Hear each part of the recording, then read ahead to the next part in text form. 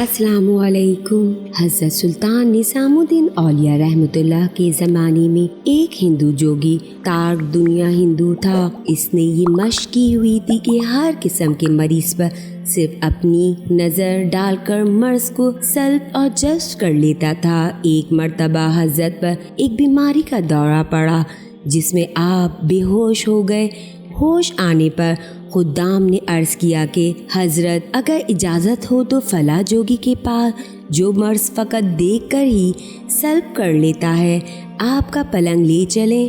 آپ نے فرمایا کہ خبردار ایسا مت کرنا، کیونکہ اندیشہ ہے کہ لوگوں کے عقائد میں خرابی پیدا ہو جائے گی، یعنی ہندو جوگی اور اس کے ماننے والے کہیں گے کہ جوگی کی کوئی حیثیت ہے وغیرہ۔ اتفاق سے ایک دن پھر حضرت کو دورہ پڑا اور بے ہوش ہو گئے۔ مریدین کو اپنے پیر و مرشد سے بے حد محبت و احترام کا درجہ ہوتا ہے، خلوص ہوتا ہے۔ وہ اپنے پیر و مرشد کی تکلیف برداشت نہیں کر سکتے۔ آپس میں مشورہ کر کے اسی بے ہوشی کے عالم میں اپنے شیخ کا پلنگ اٹھا کر اس جوگی کے مکان پر جا رکھا اور حضرت کے فرمان کے خلاف کرنے اور آپ کی ناراضگی کا تدارک معافی چاہنے سے سوچ لیا کہ اپنے پیر و مرشد سے دل و جان سے بعد میں معافی مانگ لیں گے۔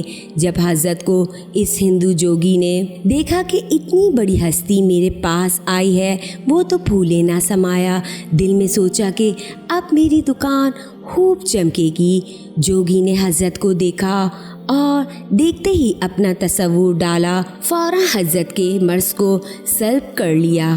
آپ ایک دم اٹھ کر بیٹھ گئے اور یوں معلوم ہوتا تھا کہ کوئی مرض ہوا ہی نہیں تھا۔ حضرت نے دیکھا کہ اس جوگی کا مکان ہے۔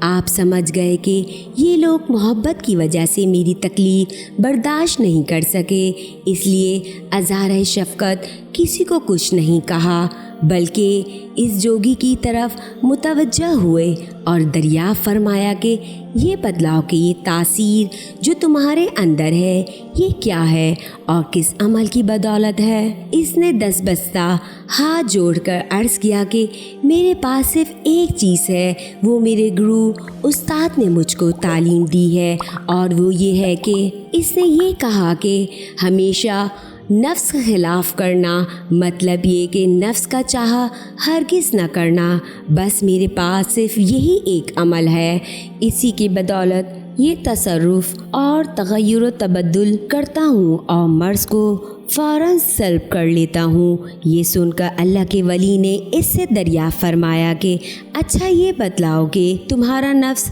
مسلمان ہونے کو چاہتا ہے؟ عرض کیا کہ ہرگز نہیں۔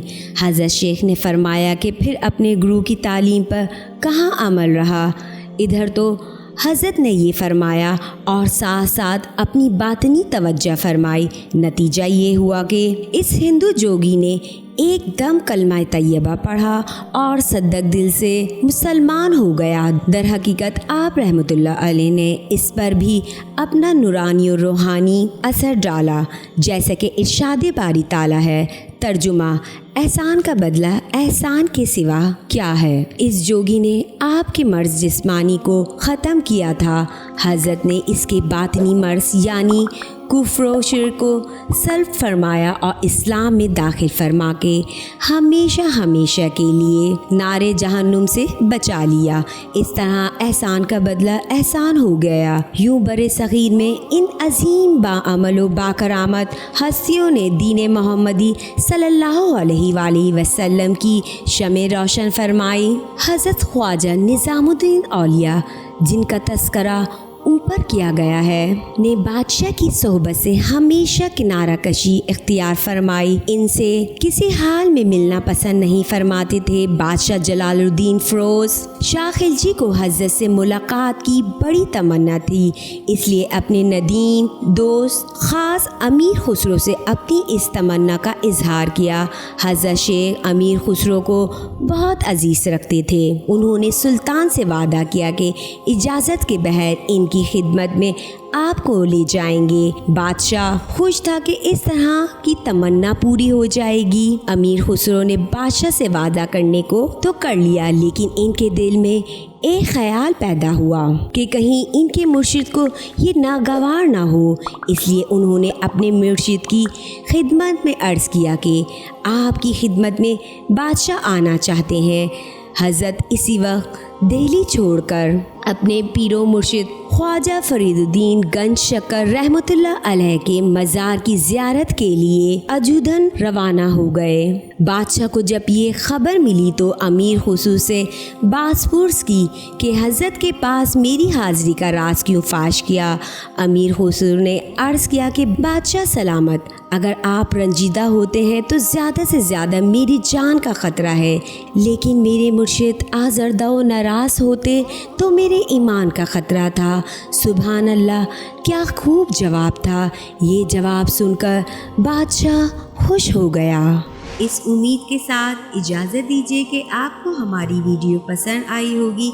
मिलते हैं बहुत जल्द एक नई तारीख़ी तहकीकी मालूमाती वीडियो के साथ। देखते रहिए वॉइस ऑफ मुक़द्दस। जाते जाते बस इतना कहूँगी, खुश रहिए और दूसरों को भी खुश रखिए। रब रखा, खुदा पामान, खुदा हाफिज़, फ़ी अमान अल्लाह।